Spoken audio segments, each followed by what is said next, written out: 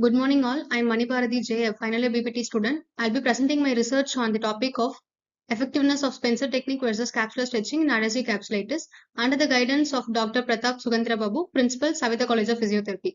This study compares two effective physiotherapy approaches in managing frozen shoulder and evaluates which one is more beneficial in restoring function and reducing pain. Introduction. Adhesive capsulitis, also known as frozen shoulder, is a condition where the shoulder joint capsule becomes inflamed and stiff, limiting movement and causing pain. It develops gradually and is most common in individuals between 40 and 60 years old. The exact cause is unknown, which is why it's termed idiopathic. It significantly affects daily activities like combing hair, dressing, or reaching over it. The pathology involves inflammation of the synovial lining followed by fibrosis of the joint capsule, particularly affecting the glenohumeral joint. These are typically three stages: freezing, frozen, and thawing stage. Our study aims to determine which therapy, Spencer technique or capsular stretching, better improves symptoms. Review of literature. Several studies have been done on physiotherapy management of frozen shoulder. Cavalieri et al. 2020 found that combining end-range mobilization and exercise yields better shoulder outcomes. Fanscoper et al. 2023 highlighted that Spencer technique significantly reduced pain and disability. Other researchers like Raksha Jivani and Tamjit Jaffer concluded that the Spencer technique was superior to PNF and Maitland mobilization. However, direct comparisons between the Spencer technique and capsular stretching are limited. That gap led to the idea behind the study to identify which intervention provides more improvement in pain, range of motion, and function. Background of the study: adhesive capsulitis limits both passive and active range of motion, reducing quality of life. Although several interventions exist, like corticosteroid surgery and exercises, physiotherapy remains the most conservative and safest approach.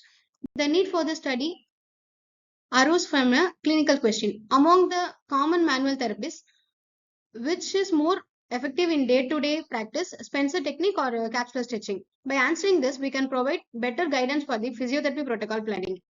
The aim of the study is to compare the effectiveness of Spencer technique and capsular stretching in patients with adhesive capsulitis, and the objectives is to reduce the pain and disability using SPADI score and to improve the range of motion using goniometric measurements. This was an experimental study. Subjects selected from Saveetha Medical College and Hospital based on inclusion and exclusion criteria. And this was a simple random sampling technique. A number of subjects involved is 30. Inclusion criteria included subjects with 40 to 60 years, both male and female included, and with the second and third stage of adhesive capsulitis, pain and stiffness over the shoulder region, and subjects with diabetes mellitus. Exclusion criteria were a recent history of surgery, dislocation, and any trauma, fracture around the shoulder complex, osteoporosis, malignancy, neurological disorders, rheumatoid arthritis, and rotator cuff lesions. Study procedure: patients were screened using a goniometer for range of motion and SPADI questionnaire for pain and disability. All participants gave the informed consent. Each group received their respective interventions along with ultrasound therapy and conventional physiotherapy. The treatment was administered 3 times a week for a period of 4 weeks. And the experimental group involves 15 patients who received Spencer massage technique, and control group involves 15 patients received capsular stretching. Spencer technique. Spencer technique included 7 mobilization techniques such as flexion, extension, internal and external rotation, and circumduction with compression and distraction. The capsular stretching involves anterior, posterior, and antero-inferior shoulder capsules. Both groups received ultrasound therapy and conventional exercises like Codman's shoulder wheel, wall sliders, finger ladder, and rope and pulley exercises. Ultrasound therapy was given prior to the manual intervention, and conventional physiotherapy exercises was given after the manual intervention. Results. Our research showed that both techniques were effective in reducing pain and improving range of motion. However, the Spencer technique group demonstrated significantly better outcomes both in pain reduction and range of motion improvement. These differences were statistically significant, supporting the use of Spencer technique in clinical settings. Discussion.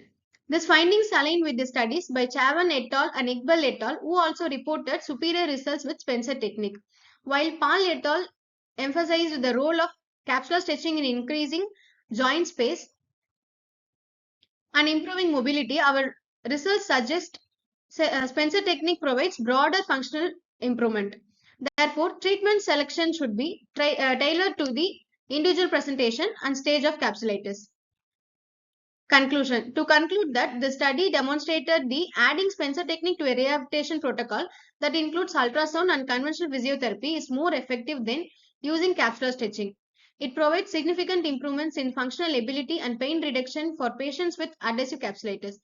Further, long-term follow-up studies are recommended to confirm these results and understand the lasting effects of intervention. These are some of the key references that supported our research methodology and interpretation. They cover clinical outcomes for both Spencer and capsular stretching techniques in frozen shoulder rehabilitation.